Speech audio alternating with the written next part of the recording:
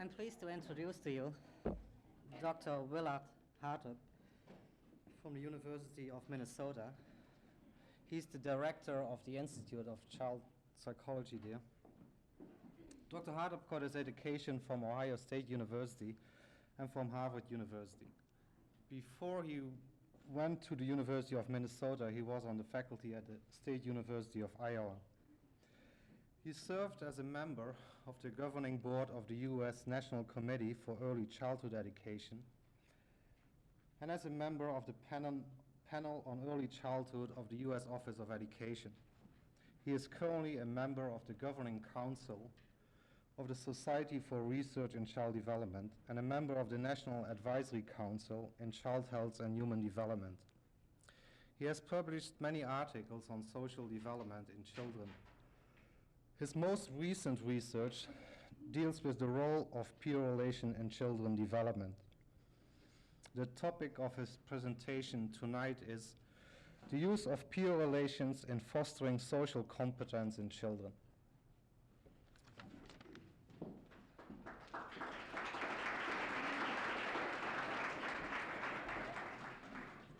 Thank you, Jack. Having already spoken on this campus once today, I feel a little bit like a new college president that I heard about last week who went to his predecessor on the last days of his predecessor's term in office asking for advice. He was particularly concerned about how he handled crises, as crises always arise these days in higher education. And so he was much interested in what his senior had to tell him. Well, the retiring president thought about this for a while, and he said, well, I really don't have very much to say. As a matter of fact, everything that I can tell you, I will put in these two envelopes and leave them in the desk in this office. And when you feel that you have some need of the advice, open envelope number 1. And if there is another occasion upon which you feel that you need to know something about what I feel, then you open envelope number 2. So that was that. And time went on, and sure enough, about 4 months into his first year, there was a crisis of student unrest, and the new president was distraught, and finally he remembered the envelopes in the desk in his office, so he hurried back to the office and opened envelope number 1, and written inside was, "Blame everything on your predecessor." And, he thought that was absolutely brilliant. And so he did that, and it was a huge success. I mean, it just handled the whole crisis, everything quieted down. And he thought no more about it, and some half year later into the next academic year, something else happened. There was a huge enrollment shortfall or a budget crisis or something. And he thought, well, I just can't stand this another day. I'll now look at envelope number 2. Well, he went to the office, took out envelope number 2, and written inside envelope number 2 was, "Prepare 2 envelopes." So I don't know whether this is a time for me to say prepare 2 envelopes or what, but at any rate, I'll continue. I hope there isn't excessive redundancy between my talk this afternoon and this evening, but I understand that there is only partial overlap in the audience, so maybe I can get away with some of it. I think I'd like to begin tonight with first a very brief description of what I mean by social competence. For those of you who are in the psychological fields, you know that that is a term that has been bandied about extensively since Robert White published his paper on motivation in the late 1950s, both with respect to competence defined in relation to cognitive processes or intellective functions, and more recently, competence defined with respect to social processes and functions. Now, it's pretty clear from the way that this term has been conceptualized that it's one of those terms in psychology that isn't going to single-handedly carry too much freight. That is, it's probably best, or it's going to be necessary to ultimately talk about various competencies in the social domain as it seems to be necessary in the intellectual domain. And at this point, we're not very clear just how best to use that term. I, in good old fashion from my Iowa City days, believe that while definitions are important, once you state them, don't obsess endlessly about them and proceed to see whether or not they work for you. If they work for you, fine. At any rate, the kinds of things, though, that I'm referring to when I use competence in this talk are, I guess, essentially four capabilities, or I hate to call them capacities because it sort of suggests traits, but at any rate, four capabilities that I think all are involved in successful human adaptation for almost all people. The first of these is some ability to create sustained and mutually regulated relationships with other people. I think that should be clear. I don't think I need to really expand on it. I think there probably also is here a necessity to simply be involved in the social universe. It may not be necessary for most adaptational purposes to be involved with huge numbers of people, but children, for example, cannot really elect to be social isolates in this world. Now, there's a tremendous range of individual variation that the human condition permits, but at the same time, I think there's a kind of minimal level of involvement which is necessary. A third element, and this isn't exhaustive, by the way, but a third one has to do with effective modes of emotional expression. I mean, it just simply is necessary to acquire some capacity to keep the lid on hostile affect in many instances. There's a necessity to effectively express love and affection, and so on down the list. Another one that is a little bit less talked about sort of falls in both the social and cognitive domains, but has to do with effectiveness in what I call social cognitive reality testing. I mean, it's having some view of the world that is reasonably similar to the views of the world of the people that you live with. Now, there may be other things that you'd like to single out as important competence elements, and I wouldn't probably argue with many of them, so please don't hang me up on this. All I want to do is to establish 3 or 4 components as a kind of reference point for what I want to say about peer relations. Now, the central thesis of at least the first part of what I have to say is that competencies of the kind that I have mentioned derive in a very basic and fundamental way from children's interactions with each other. No one, I think, in this room would deny that child-child relations are important features of children's development in the frequency with which they occur, and everybody can remember from his or her own childhood experience that the role that other children played in it. So it isn't an issue as to whether or not children have peer relations. What's at issue is what this matters to us as human beings, what it matters to us as adults that we had or had not effective peer relations in childhood. Now, most of our personality theories still hark back to basic assumptions about competence and its as a derivative of parent-child relations, or more broadly speaking, the child's relations with adults. Practically every major theory of personality and social development gives primacy to those notions. Primacy with respect to which social experiences come first, because important relationships with adults start as early as infancy.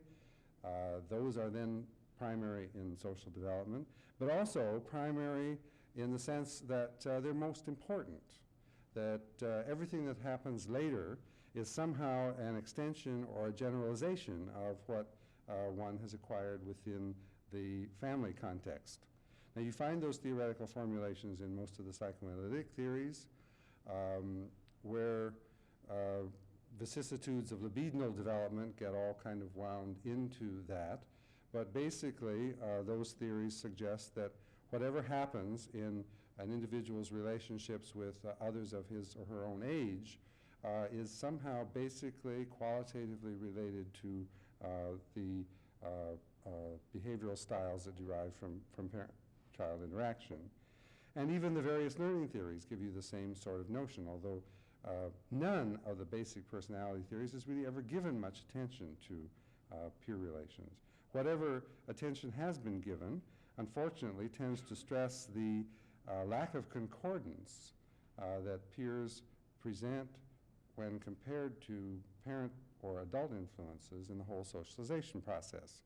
And I think it's unfortunate that not only the popular literature, ranging from Huckleberry Finn to Kinflix, stresses the dramatic conflict that stems from discord between adult influences on children and peer influences on children.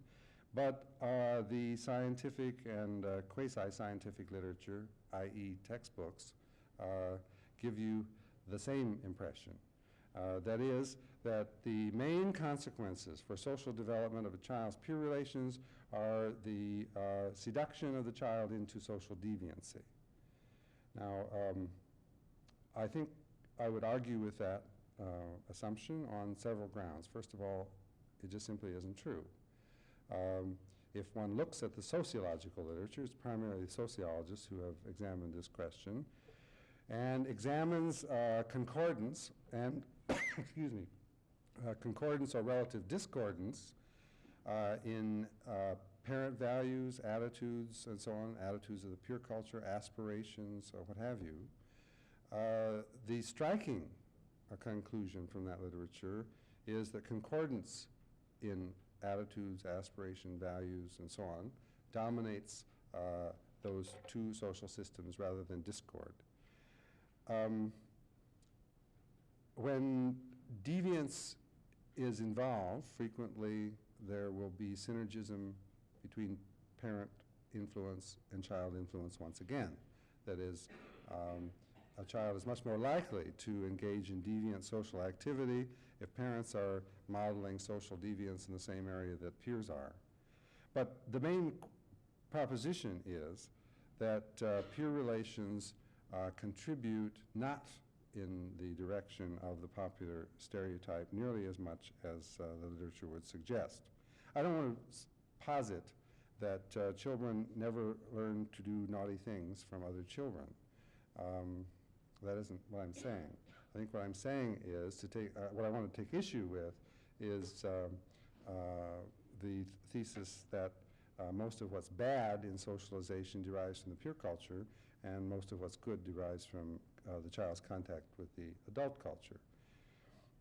Let me now turn to a couple of quotations, which I'd like to read because they set the stage for the next few things I'd like to say.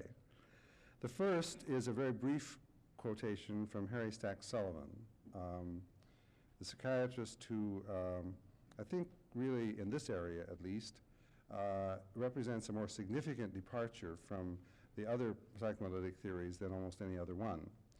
He said this in the course of a lecture that was apparently given to parents, although you know most of Sullivan's writings were actually lectures, and it's kind of hard to actually get from the literature just where and when they were given. They weren't edited much. But he says this: all of you who have children are sure that your children love you. When you say that, you're expressing a pleasant illusion.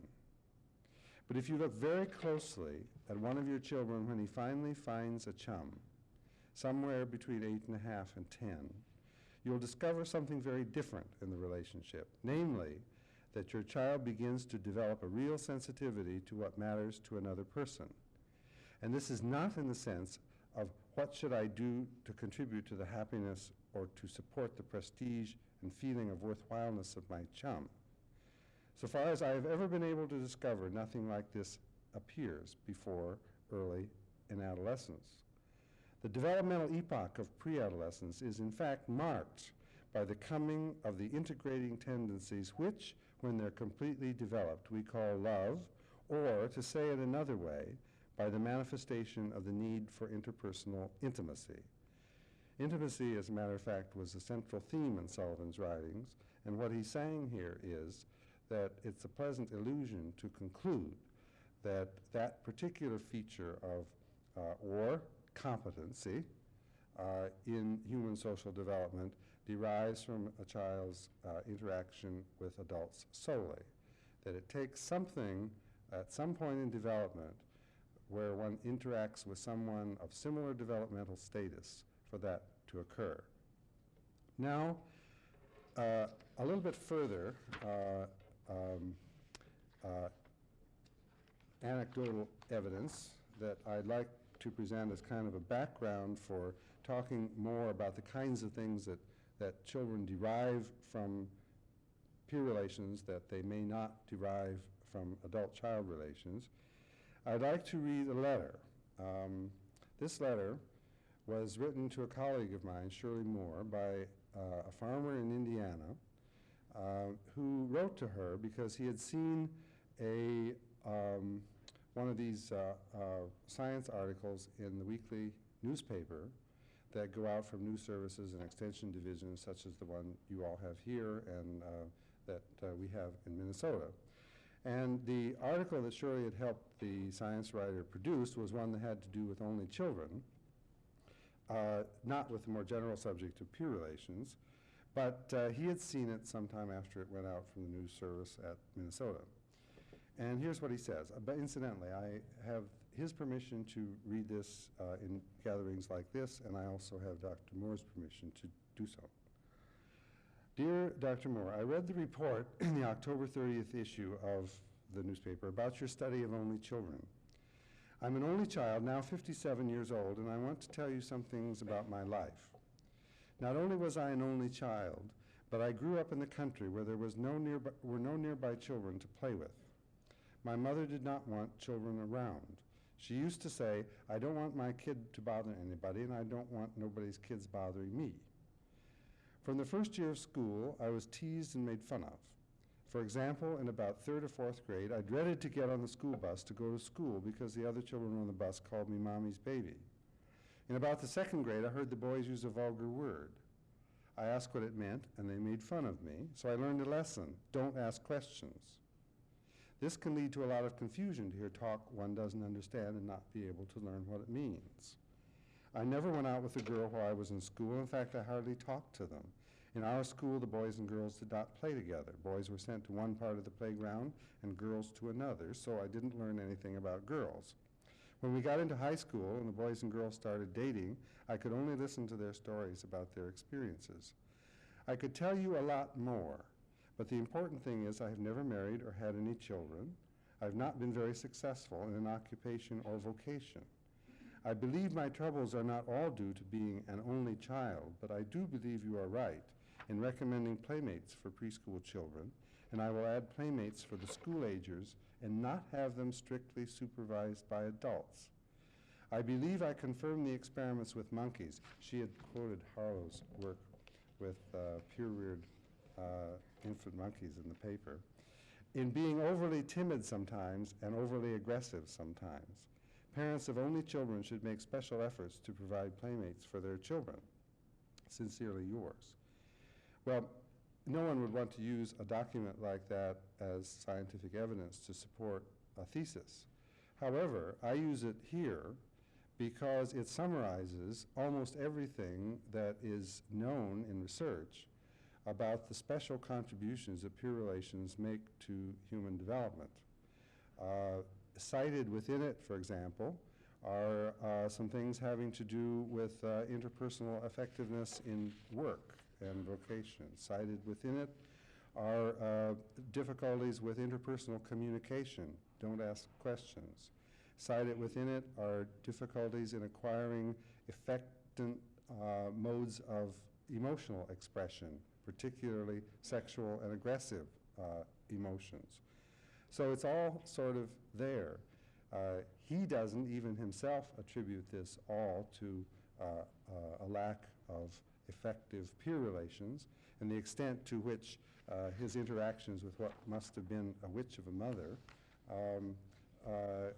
has contributed to his present dilemma is really not known. It's all confused. But I was struck by the uncanny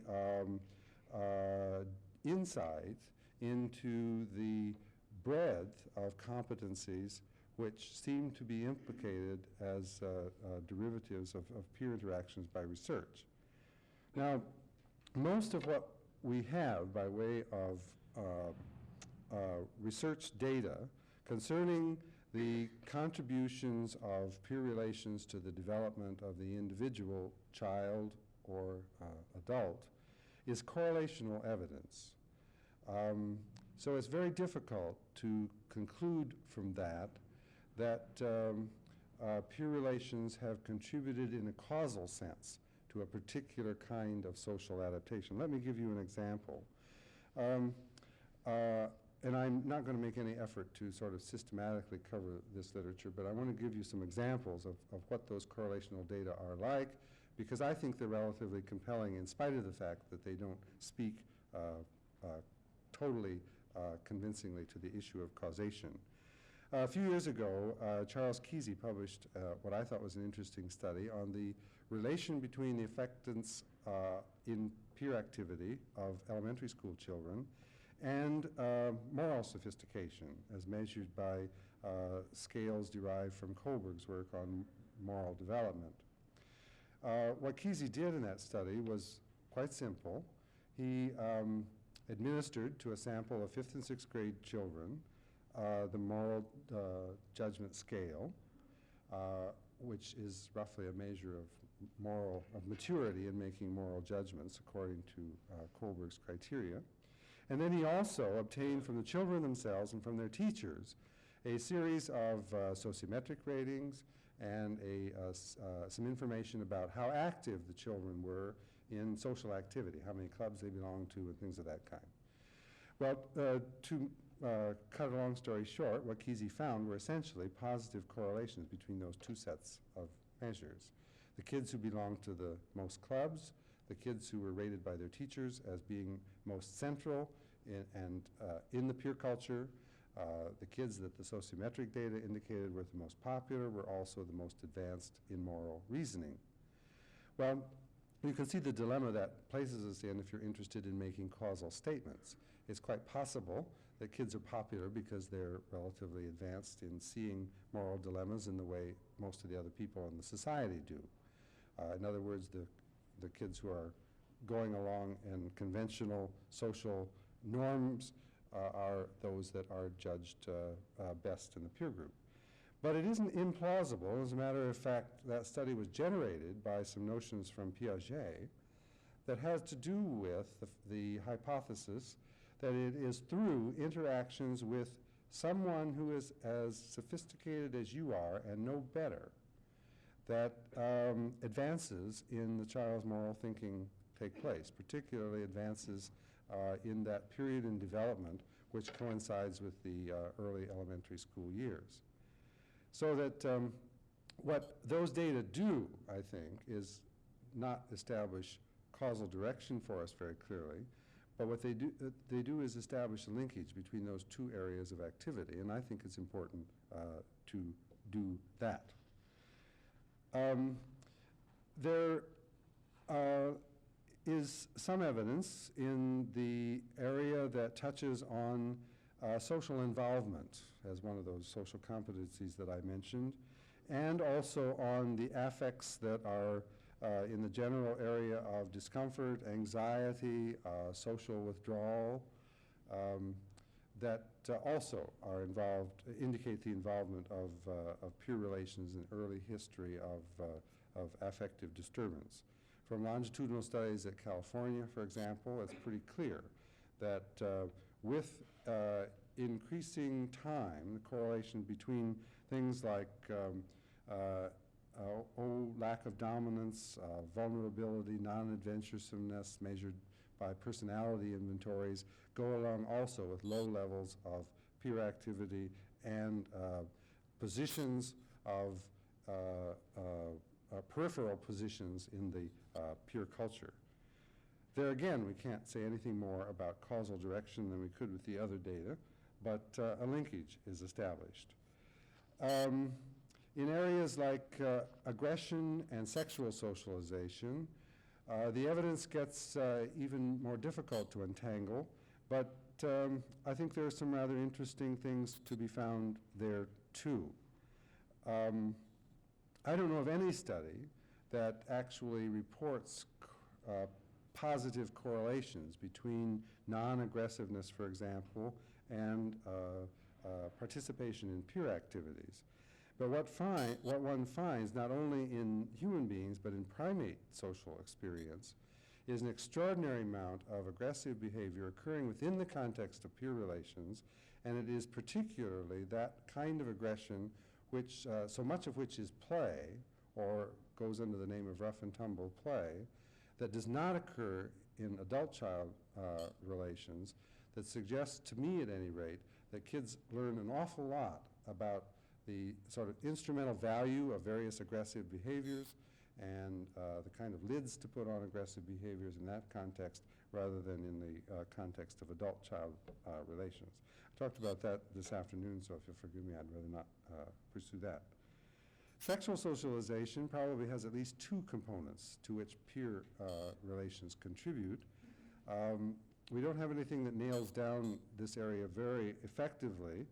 We do know from some social influence studies that involve very young children that kids do respond in the area of sex role typing to their peers in terms of what kinds of toys to play with, what kinds of activities to engage in, and so on. All of the survey data on early sexual behavior suggests that in the area of sexuality itself, that an extraordinary amount of normative activity, just sort of how you do it and with whom, derives from children's contacts with other children rather than their contacts with adults. And I guess if, at least it seems to me that if you think about that for a few minutes, there are reasons why that might take place rather than just the kinds of mores that are taught through codes of honor and whatnot. That is, reasons why the family or adult-child interactions is where children learn about, situations in which children don't learn about sex and where peer relations are. Again, I think it comes back to the fact that in addition to whatever else they are, kids' relations with other kids are equalitarian. They involve somebody who's about as big as you are, who knows about as much about the world as you are, who's as skillful in communication as you are, where all kinds of social learning from trial and error to modeling and so on can take place without all of the sanctions and prohibitions that are built into the adult-child interaction system. It really is almost impossible to me to conceptualize how one would go about learning, say, effective assertive behavior if one only had adults to interact with. I mean, adults have a lot of things to do for kids, and they can't be bothered with that aggressive activity. Also, kids have got to be bound to adults, kept in close contact with them by virtue of their attachments to them, and those attachments can't stand incessant aggressive activity. Similarly, adult-child relations have different functions, I would argue, than teaching the child the facts of life about sex. Now, I don't know, we try continuously to intrude the adult culture in these areas. The whole area, I suppose, of sex education is mostly oriented in that direction. I guess I would argue that maybe we haven't thought sufficiently about the way children can be used to be more effective tutors of other children in these very important areas that might make a little more sense than to continue to think only about adults as a source of all human wisdom and about the only decent sources of information about social values. Now, let me get back to some other evidence that I'd like to mention just briefly before talking about interventions aimed at improving children's social competencies. I suppose of all the correlational evidence, which I find most compelling to support the thesis that peer relations contribute something special to human development, are essentially two series of longitudinal studies, one of them done at Minnesota by my former colleague Merrill Roth, and a second one done at the University of Rochester by Emery Cowan and his colleagues, in which studies of a prospective nature were designed, in which peer relations and the effectiveness of the individual's social behavior with other children was assessed during childhood, and then in which social competence or the effectiveness of the individual's adaptation was assessed later on in life. In Roth's case, what he did was to begin with children who were being seen in child guidance clinics in Minneapolis and St. Paul at the time that they were in either pre-adolescence or very early in adolescence. Then what he did was to follow those cases through adolescence on into adulthood, with most of the adult data coming from Army service records. All of the subjects in those studies were men, in his studies. Cowan did something slightly different. Cowan began with a relatively large group of children who were in the 3rd grade and assembled a variety of material on them, ranging from things like school grades and IQ test scores and a number of things of that sort.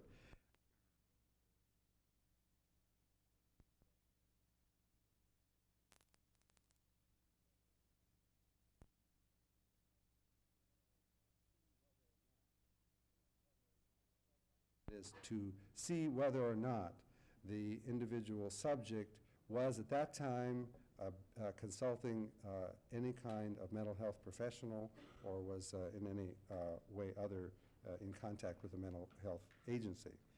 Well, both of those studies, in their prospective correlational material, I think, are quite interesting. Roth, for example, has found that of all of the variables that he had examined on these child guidance cases, it was, in fact, peer rejection and other difficulties in peer relations that were the best predictors of things like dropping out of school, being at risk for emotional difficulties during adolescence, being at risk for bad conduct discharges when the subjects had been in the service, being at risk for severe forms of mental illness, both schizophrenia and manic depressive psychosis, and also being at risk for certain forms of sexual problems.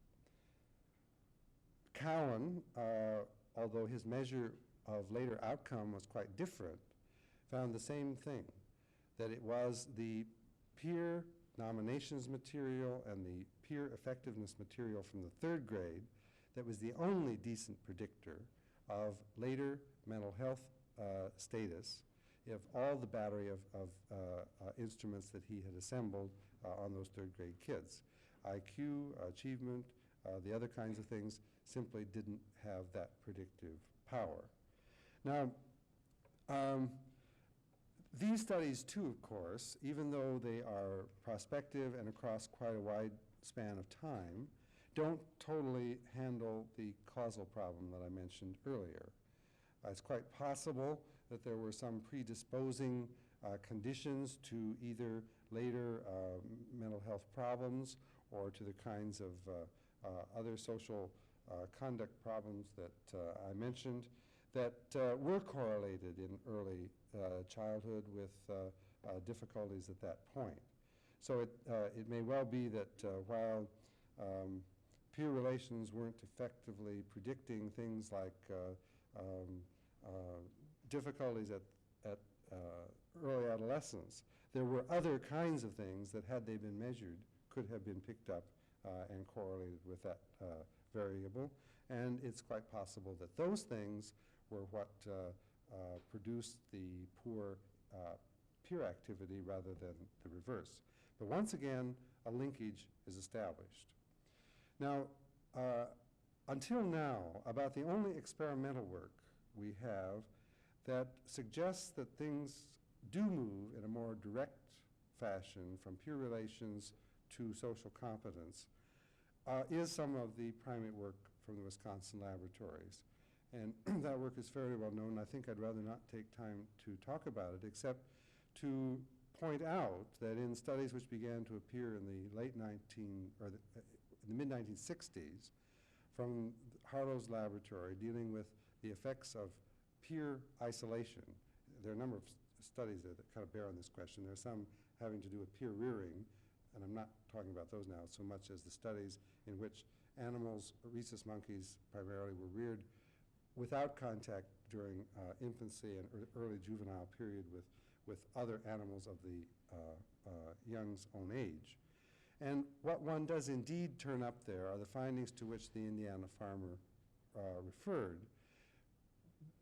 Affective difficulties, difficulties in obtaining effective modulation over aggressive affect, over sexual affects, and the like. So that lack of an opportunity to interact with peers in those studies produces, or seems to produce, both contemporaneous disturbances in play of the kind that I've mentioned, but also disturbances which persist for quite a long period of time. There's wariness, hyperaggressiveness, and the like.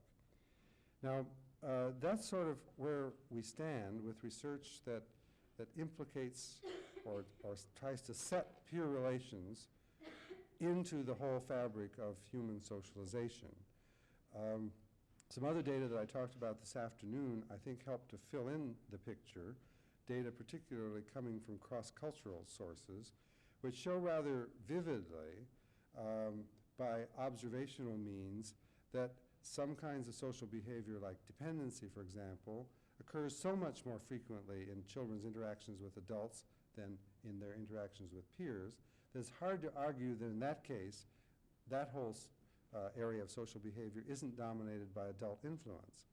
But they show, too, the predominance of age-mate interaction in aggressive socialization, and then in areas like learning how to care for others, how to offer help to others, how to nurture others. The cross-cultural data actually show the relative frequency of those behaviors occurring in interaction with younger kids than oneself, so that it isn't only age-mate interaction, but actually non-age-mate interaction that also seems to have functional value in socialization. So I think we have thought about different social relations in a kind of simplistic fashion. We've tended to sort of posit that things begin with adult-child interactions and then peer relations are kind of offshoots of this one main tree trunk, when I think, in fact, there are some quite independent things that happen in socialization, some of which in the peer area don't have any connection to adult-child interaction, and then others of which that do. So it's a kind of picture of both interdependence and inter-independence in those social systems that I guess I would like to advance, at least as an hypothesis. But we can't do much more than advance it as an hypothesis because of the nature of the data that we have. Now, for the rest of what I'd like to talk about this evening, I'd like to talk about three major kinds of strategies which investigators have worked out over the years for utilizing the peer culture in the socialization of the child, particularly the socialization of children who are deficient in some way or another in various ones of the social competencies that I have mentioned.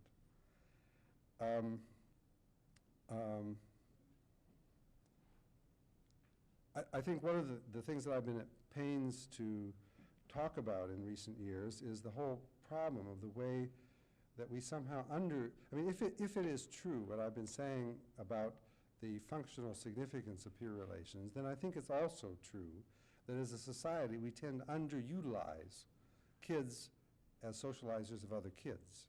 They do it anyway, and it may well be that the informality of it is part of what makes it work. And certainly I wouldn't be on the side of the argument that, oh, well, what we must do is program kids' interactions with each other much more effectively so that there'll be much more direct correspondence between what one child does and what the outcome is in some other child's behavior. I'm not talking about that in that mechanistic a way.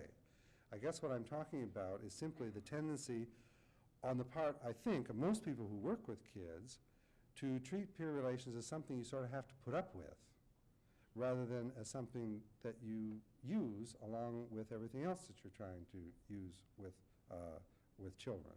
And really, that's the way, I think, unfortunately, you find most schools geared up with respect to this whole area. I've never seen anything as Byzantine as the codes of conduct that junior high school principals establish for controlling, suppressing, not ignoring, well, you get the picture, the whole area of peer interaction. But we do that elsewhere. We may be a little bit more aware in the nursery school of these competencies that I've been talking about and children's role as socializers of each other, but not a lot. But at any rate, there are a few investigators who have been working for some period of time in seeing if it isn't possible to be a little bit more effective in managing or setting up conditions under which children can be more effective socializers of other children. There's one series or one tradition in this that I guess is probably best referred to as the behavior modification tradition. Actually, that tradition began here in Iowa, not on this campus, but the other one, in the mid-1930s. It didn't begin with the work of Bijou and Baer and the other people in the 1960s, but really began in Iowa City in the mid-1930s, where some people with whom you might be unfamiliar, but others with whom you ought to be familiar, were working on this problem. Marjorie Page and Lois Jack published two very influential monographs in the middle 1930s on with regard to a technique which they used to increase ascendance in non-ascendant children. Now, ascendance in this sense is simply, I think, that dimension of social competence that I referred to earlier as involvement, plus maybe a set of capacities to sort of effectively assert one's own rights and influence on other children. But what they did was essentially to use a kind of confidence training along with reinforcement techniques to increase children's ascendance. They used various kinds of play materials and special sessions with the kids and essentially produced graduated success experiences in things like telling stories and constructing things and manipulating objects and a whole bunch of things. And they found consistently training effects for non-assertive children as compared to non-trained children in those particular studies. Now, about 30 years after that, came along the better-known investigations of first the Washington group and now the group at the University of Kansas, in which, among other things, social isolation, social withdrawal, usually in one subject studies, have been approached by contingency management, usually involving the manipulation of contingencies of social reinforcement that emanates from adults. And you'll find those success reports readily available in the literature. Now, one of the studies that has not been so well known in that general area is a study by Robert Waller, which was published in the late 1960s, in which he attempted the technological feat of using other children as agents of contingency management. And among other things, directing this squarely at children's social competencies of the kinds that I talked about. He published a study that had 5 subjects as its main group, but those subjects were having difficulties of the following sorts. One was an isolate. One displayed almost no capacity for cooperative interaction with other kids. One was having trouble with speech, communication, in other words. And one, I don't know why this was, I guess I wouldn't call this a competence problem necessarily, but was a child who was never found in any kind of dramatic play activity. And so I guess that was selected out as a target kind of activity as well. Well, what Waller did that was so interesting was, interesting to me, was to set up a series of very brief training sessions with 4 or 5 of the subject's cohorts, in other words, other 4-year-old children, to see if he couldn't program effective response on the part of those children to these behaviors and to program ignoring, in the classic behavior modification style, to the maladaptive activity. And sure enough, he found he was able to do this with really quite effective and efficient means.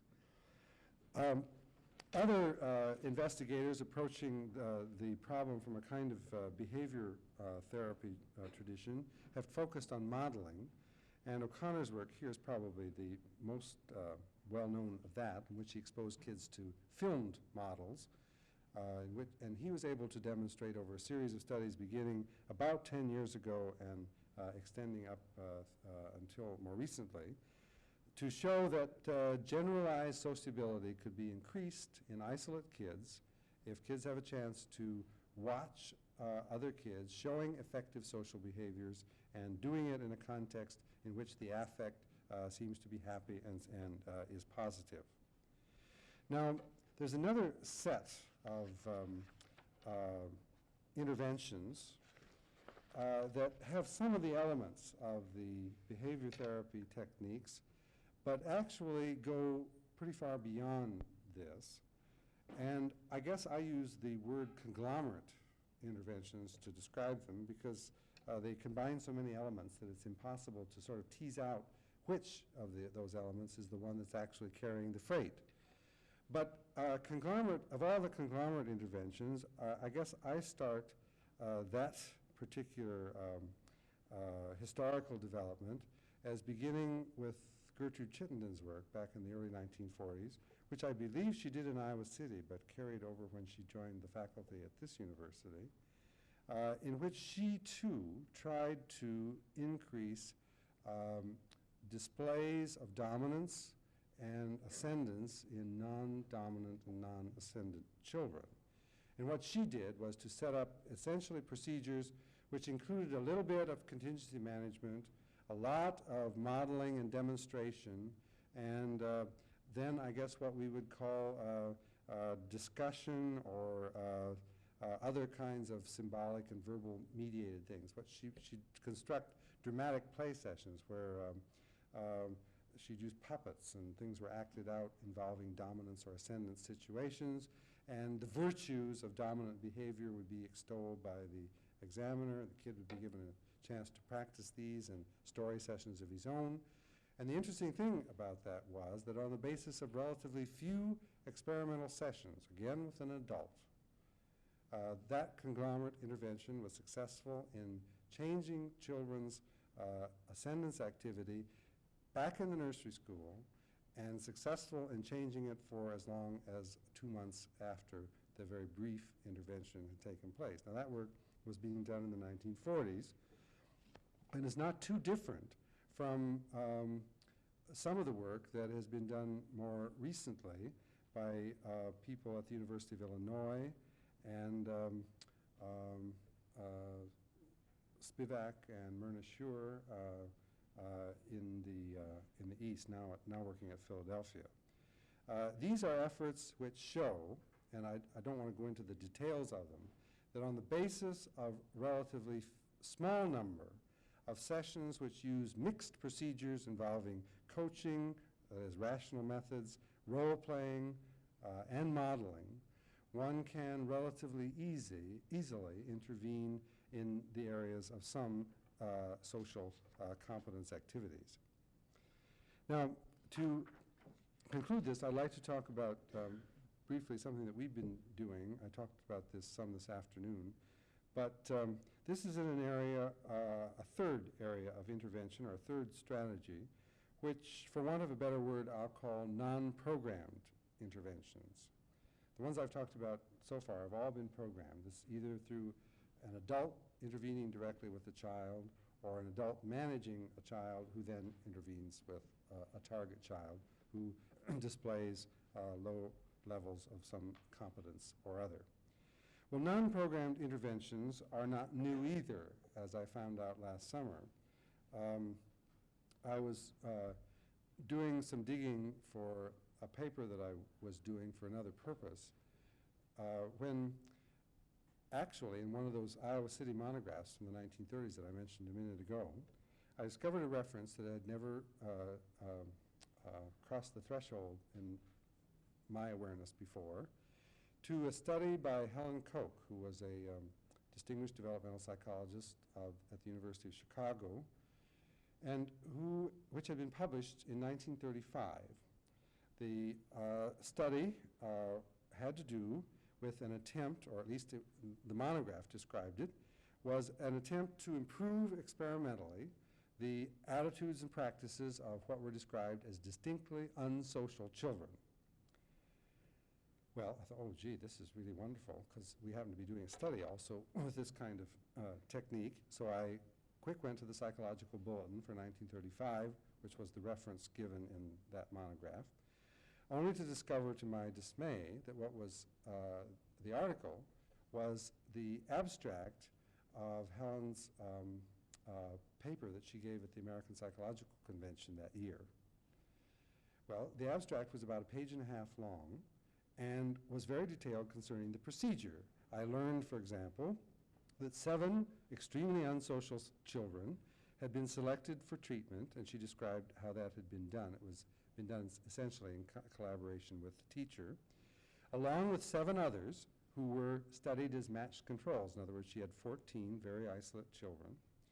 Then for 30 minutes every day, for 20 days, each experimental child, that is the 7 who were in that group, were removed from the nursery along with 1 sociable child. In other words, a dyad was set up outside the group situation.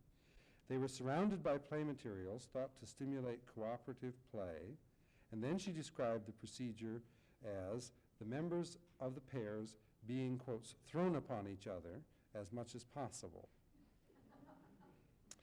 She then conducted observations after the children returned to nursery school, and was particularly interested in the time that they spent in cooperative play, the frequency of conflict that they engaged in with all the kids in the nursery school, and the amount of conversation and communicative behavior that they were involved in. Note, 3 of the social competencies that I mentioned at the beginning of the talk. Well, the abstract was very interesting because, as all abstracts of APA papers that have ever been published, it conveyed the details of the procedure, but no results. She apparently had saved those for the meeting. and only if you happen to have attended that meeting 43 years ago or 42 years ago would one know what she actually found. Well, Miss Page at Iowa City apparently was privy to some information because she reported in the monograph, quotes, changes occurred in the direction of increased sociability that were cumulative throughout the investigation, but that's all. Well, at that time, I knew Miss Koch was old, but and I didn't know whether she had died or not, and I thought, well, I won't write to her. I knew she'd retired. And so I wrote to a colleague of hers, Bernice Newgarden at the University of Chicago, and asked her whether there was any way of seeing if I could trace a 42-year-old convention paper. Because I, previous to that, had gone to our own library to where we have a volume of collected works of Helen Koch that includes her complete bibliography, and found that she never ever published the final report of the study. So there was only one source to go to, and that was the APA paper. Well, to make that long story short, Dr. Newgarden replied that yes, I mean, Ms. Koch was still alive at that point. She subsequently died. She died in August. And that there were some other things that Newgarden was going to look for in those papers, and when she got to it, she would see if she could find the 42-year-old APA paper. She wasn't very hopeful, though, and to this date, I haven't heard the results of her search. But I'm interested in that because in some ways what that study was a precursor of, again, now some studies I talked about this afternoon from the Wisconsin laboratory, which have reported reasonable success in the rehabilitation of isolate monkeys by means of unprogrammed or non-programmed peer interaction. There's an interesting small series of studies now which suggest that the very bizarre activity that prolonged social isolation in infancy produces in the rhesus monkey can be offset by social experiences in which the isolate animal is paired over a period of time with other animals who have not been isolated, but who are significantly younger than the target subject in chronological age. The Wisconsin group has previously tried non-programmed intervention like Ms. Koch's with same-age peers. They've tried it with adult animals. They've tried it with a lot of others and not been able to really produce much by way of a social repertoire in those isolated animals.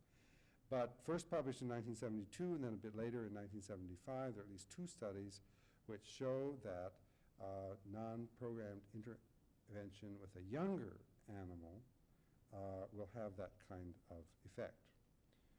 Well, we've been doing one study in our laboratory. Here again, those of you who are here this afternoon can just quit listening, and I'll very briefly talk about it, and then I'll stop, in which we attempted to replicate with human nursery school children that Wisconsin work. And we were well into this study. As a matter of fact, the data were completely collected before I realized that we also were replicating, as part of our work, Helen Koch's work of 1935. Very briefly, what we did was to, on the basis of observations over several weeks with some 300 children attending daycare centers, were to select, on the basis of the amount of social activity in which they were observed to participate, 24 of the lowest interacting children in that group of 300 kids. These were kids who were 1.5 standard deviations below the means of their group. They also were children who were interacting with other children about a quarter of the available time that they had. We divided the group of 24 children. It's a small group, it's a small study, but one that nevertheless took about 4 full-time assistants and a year and a half to complete, and I think perhaps is enough to at least give us a handle on the power of this intervention. We divided them into 3 groups. 8 of the children were placed in a therapy group with peer therapists who were other children from the daycare centers, more interactive children, and children who were within only 4 months of the target child's own age. In other words, it was a same age group. I've got these listed, but somebody erased this, but I'll put some of this material back to you.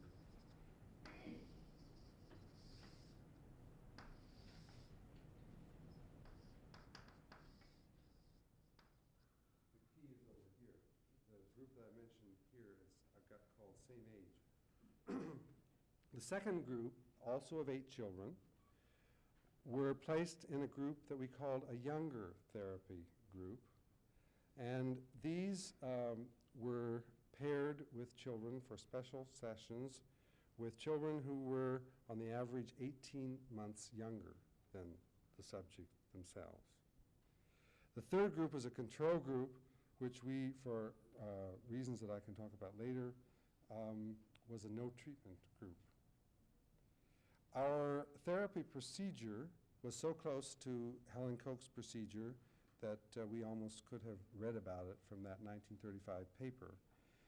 In this instance, we exposed the children to each other, threw them on each other, to use her words, on 10 sessions, not 20,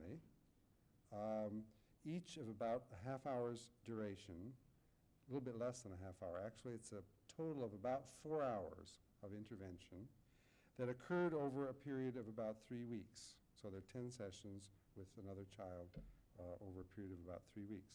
What the kids did was to go to a laboratory room or a special room in the daycare center. They were provided on each day with different toys, the kinds of things that they found ordinarily in nursery school. And while the experimenter sat there, essentially not doing anything but attending to his own work, the kids were allowed to do what they wanted to do. In other words, they spontaneously determined the course of the therapeutic interaction. After the 10 play sessions, we reobserved all of the children, all 300 children, the 24 subjects and their cohorts back in the daycare center. And this, too, took several weeks to accomplish. And once again, we attended to the frequency with which the child was found in social contact. And the results are there on the board. They've been restored a little bit. What you find really in, this is the younger group. This is the same age group. And this is the control. And if you look at the change from the pre-treatment to the post-treatment, what you get are reliable increases in both of the groups that were thrown on other children, and no change effectively in the control group. And then if you compare the 3 groups in the post-treatment phase of the experiment, what you find are significant differences among those 3, although if you compare individual groups, what you get is this one being significantly involved in social activity more than the control, this one in between but not significantly different from either extreme.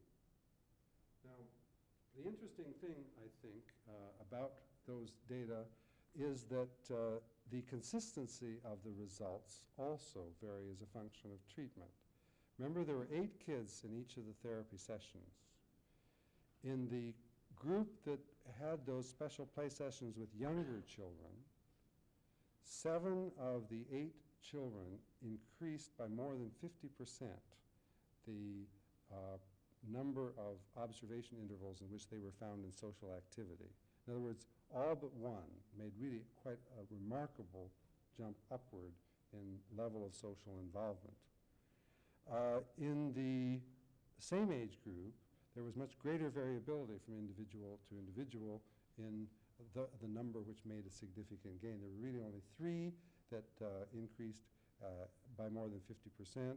There were another 3 that increased from 0 to 50%, And then I think there were 2 who actually showed small declines. In the control group, the no treatment group, there was exactly 1 child who showed a gain greater than 50%, and all the other 7 showed either no change or a slight decrease. Essentially, it was mostly no change, as you can see from the mean.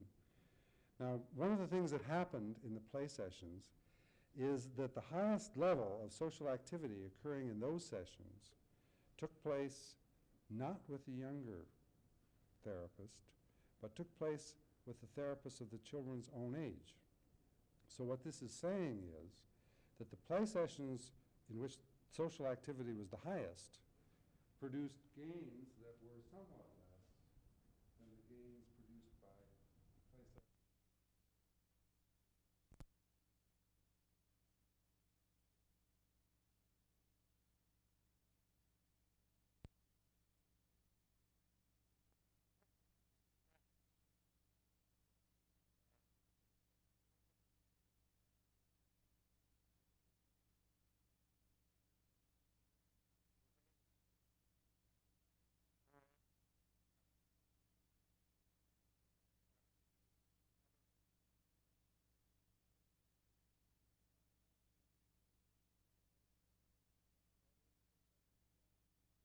Questions, or maybe just doesn't provide the stimulation that elicits back or sort of extracts those particular social skills that make it possible for a child to enter into effective relations with each other.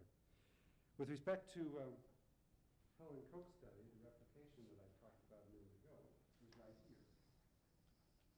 Now, this difference isn't significantly different from that, but that difference is related.